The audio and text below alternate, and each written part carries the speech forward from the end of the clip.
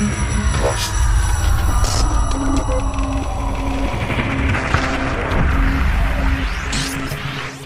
pagi Bu, nama saya Guanto, NIM saya 12192322, kelas 12 D30.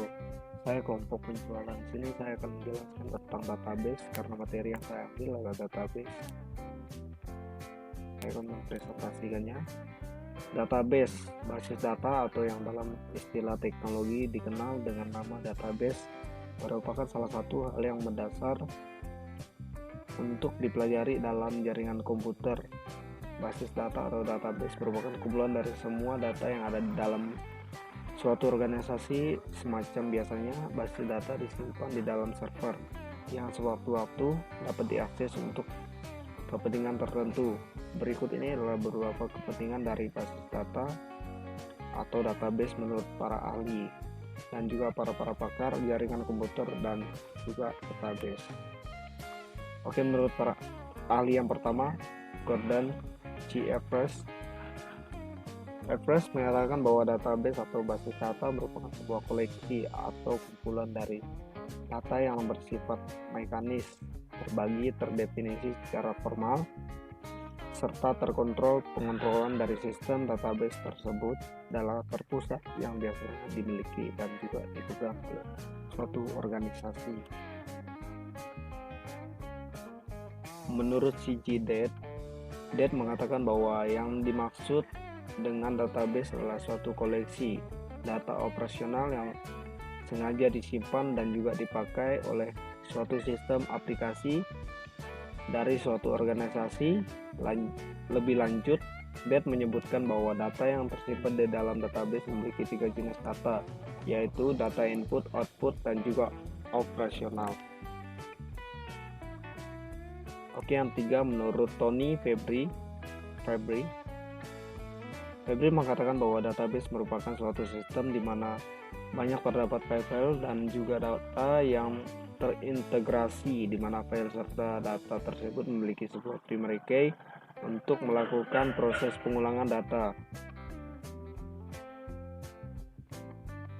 Menurut S. Atre, pendapat lain mengenai pengertian database diungkapkan oleh Atre. Atre mengatakan bahwa database adalah sebuah koleksi dari data-data yang saling berinteraksi satu sama lain yang ada di dalam suatu organisasi atau enterprise yang digunakan untuk berbagai macam kebutuhan.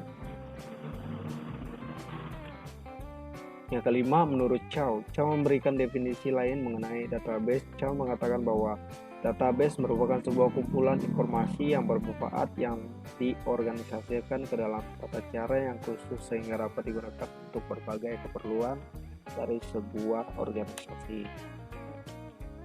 Menurut Fabry dan Shockwave mengatakan bahwa database adalah sebuah sistem pemberkasaan terpadu yang dirancang untuk dapat meminimalkan pengulangan data. Dari beberapa pendapat mengenai pengertian database atau basis data yang sudah dikemukakan oleh beberapa tokoh di atas ini, maka dapat disimpulkan database atau basis data merupakan suatu kumpulan data yang dapat berupa berbagai macam file yang tersimpan dalam storage khusus yang digunakan untuk kepentingan suatu organisasi dan dapat diakses ataupun digunakan oleh siapapun yang berhak dan juga membutuhkannya.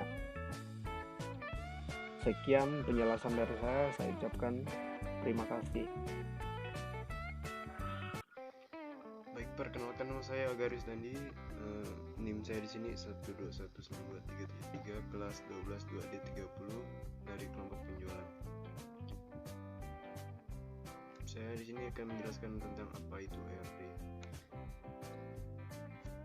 Di sini terlebih dulu kita memperkenalkan apa itu pemodelan database. Untuk pemodelan data dalam database kita bisa menggunakan mode yakni mode ERD atau Entity Relationship Diagram. ERD digunakan untuk memodelkan struktur data dan hubungan antar data karena ini relatif kompleks. Pertanyaan yang sering ditanyakan seputar data contohnya sebagai berikut.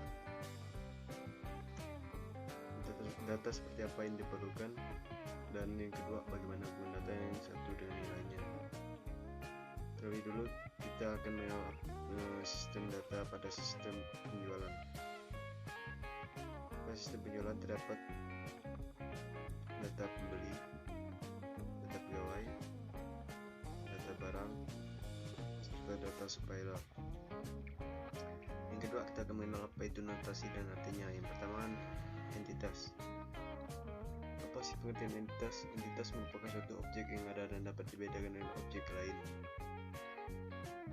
Bagian macam-macam entitas, yang pertama ada konkret dan abstrak. Contoh dari entitas konkret, yang pertama ada manusia, perusahaan, pegawai, buku, dan lain-lain.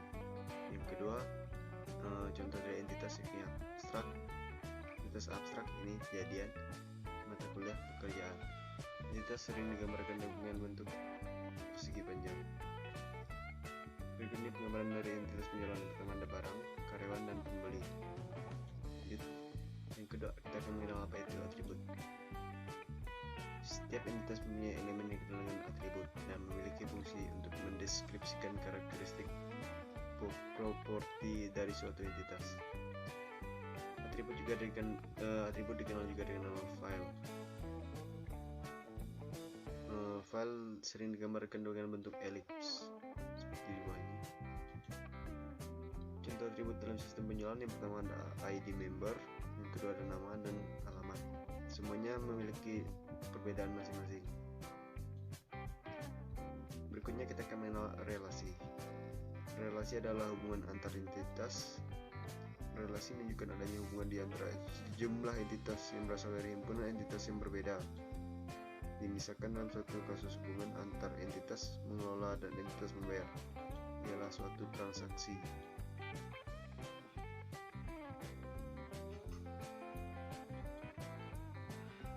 Berikut ini adalah notasi simbolik. Simbol persegi panjang menyatakan himpunan entitas, sedangkan simbol diamond menyatakan himpunan relasi, elips untuk menyatakan suatu atribut, dan garis merupakan hubungan antar himpunan relasi dengan himpunan entitas dan himpunan entitas dengan atribut. Pengertian dari kardinalitas relasi. Kardinalitas relasi menunjukkan jumlah maksimum entitas yang dapat berelasi dengan entitas pada himpunan entitas yang lain. Berikut ini saya akan menjelaskan jenis relasi. Yang pertama adalah satu ke satu atau one to one. Yang kedua ada satu ke banyak atau one to many. Yang ketiga banyak ke satu atau many to one. Yang keempat banyak ke banyak atau many to many. Pertama adalah satu ke satu atau one to one. Yang contoh di sini yakni suatu kepala negara memimpin suatu negara. Yang berarti setiap entitas pada himpunan entitas A berhubungan dengan paling banyak dengan satu entitas pada himpunan entitas B, dan begitu juga sebaliknya. Yang kedua adalah kita mengenal one to many atau juga many to one. Contohnya yakni pemimpin memiliki karyawan. Satu pimpinan memiliki banyak karyawan dan banyak karyawan dipimpin oleh satu pimpinan, yang berarti setiap entitas pada himpunan entitas A dapat berhubungan dengan banyak entitas pada himpunan entitas B, tetapi tidak sebaliknya. Yang berikutnya adalah banyak ke banyak atau many to many, yang berarti setiap entitas pada himpunan entitas A dapat berhubungan dengan banyak entitas pada himpunan entitas B. Begitu juga sebaliknya. Contohnya di sini, siswa mengikuti pelajaran. Setelah mengetahui apa itu kardinalitas, kita masuk ke tahap pembuatan ERD. Tahapan pembuatan ERD yang pertama yakni menentukan entitas yang akan terlibat, menentukan tabel. Yang kedua menentukan atribut-atribut key dari masing-masing himpunan entitas. Yang ketiga menetapkan seluruh himpunan relasi di antara himpunan entitas yang ada beserta foreign key-nya. Dan kardinalitas relasi. Yang berikutnya keempat, ini buatlah model ERD-nya. Kita masuk ke tahapan pertama, penentuan entitas penjualan. Pertama, dalam entitas penjualan pasti ada pegawainya. Kedua ada supplier. Yang ketiga pasti ada pembeli, dan keempat ini ada barang.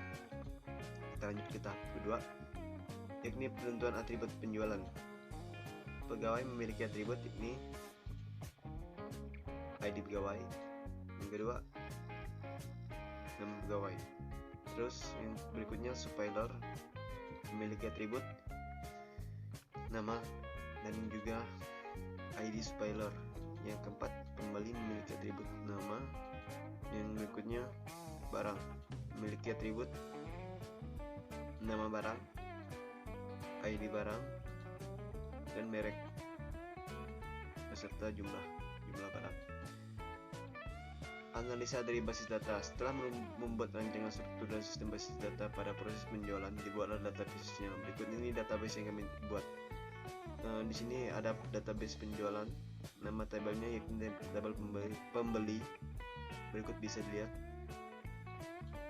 Berikutnya yakni tabel barang. Berikutnya tabel pegawai. Dan berikutnya tabel spoiler. Struktur hubungan. Berikut ini adalah hasil hubungan antara entitas pada proses penjualan. Pertama, ada entitas 1 berelasi dengan entitas 2.